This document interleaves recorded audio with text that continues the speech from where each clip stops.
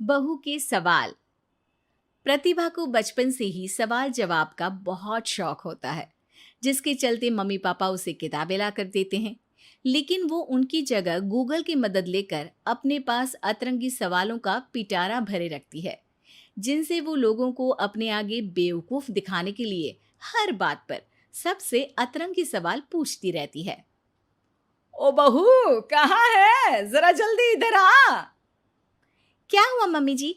ऐसा कौन सा आसमान सिर पर आ गिरा जो इतनी हबड़ तबड़ में बुलाया? अरे आसमान का तो पता नहीं, पर इसकी छत जरूर गिरेगी। कितनी बार बोला है कि इसे रिपेयर करा लो।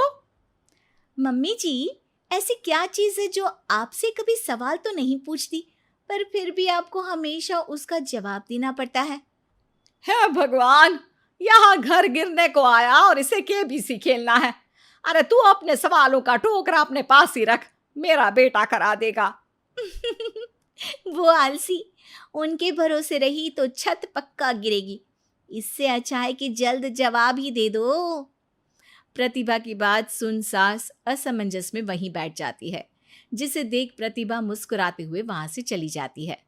और मती मारी गई थी जो इस सवालों की दुकान को घर ले आई। क्या हुआ माँ, इतनी परेशान क्यों बैठी हो?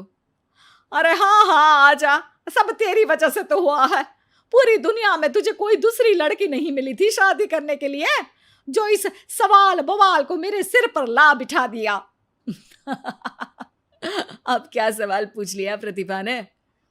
इस पर सास अभय को प्रतिभा का सवाल बताती है, जिसे सुनकर अभय जोर जोर से हंसने लगता है।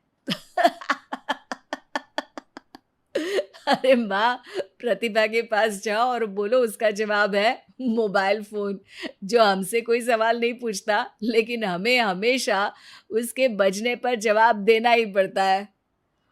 ओ हाँ हाँ, चल अब दफा हो, आलसी कहीं का। इस पर अभय के वहां से जाते ही सास प्रतिभा के पास जाकर उसे जवाब दे देती है, जिसे सुन प्रतिभा हैरान रह जाती है, लेकिन अपनी बात के चलते छत की रिपेयरिंग का काम करा देती है। मेरे सवाल का जवाब इतनी जल्दी देना मम्मी जी के बस की तो बात है नहीं। कोई मुझे इतनी जल्दी हरा दे ये कभी नहीं हुआ, और ना ही मैं होने दूंगी। अब देखो। इसके बाद तो जैसे बात प्रतिभा के अभिमान की हो जाती है, जिसमें वो सास से बदला लेने का मौका ढूंढने में जुट जाती है। एक दिन आज ना हमें पड़ोस वाले शर्मा जी के घर डिनर पर जाना है, तो अपने सवालों को घर पर ही छोड़कर जाना, समझी? सास की बात का कोई जवाब दिए बिना प्रतिभा वहां से चली जाती है, और रात को शर्मा जी के घर पहुंचते ही उनके बच्चे के साथ खेल खेलने के बहाने अपने सवालों की गाड़ी शुरू कर देती है। पापा, आंटी बहुत सवाल करती है, मुझे उनके साथ नहीं खेलना। अरे ना ना बच्चा, आंटी आपकी नॉलेज के लिए ही तो पूछ रही होंगी ना। अच्छा तो बताओ, एक लड़की 50 फुट की सीढ़ी से गिरी, फिर भी उसे चोट नहीं लगी, क्यों? बच्चे की बात सुनकर शर्मा जी सिर खुजाते बैठ जाते हैं। अब अरे बच्चा, जाओ खिलौने से खेलो, जाओ जाओ। क्यों शर्मा जी, जवाब नहीं पता तो बच्चे को भेज रहे हैं? अरे आप सब भी क्या सवाल जवाब में लग गए, डिनर करते हैं ना। अब तो जवाब सुनकर ही खाना खाऊंगी। क्योंकि वो लड़की आखिरी सीढ़ी से गिरी थी, इसलिए चोट नहीं लगी। मिल गया जवाब। अब कोई बदतमीजी या सवाल नहीं।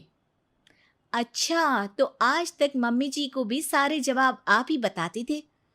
क्यों, तुम्हारे अहंकार को ठेस पहुंची कि कोई तुमसे तेज कैसे हो सकता है? ओहो, इतना कॉन्फिडेंस! तो बताओ, एक साल में कितने सेकंड्स होते हैं? 12।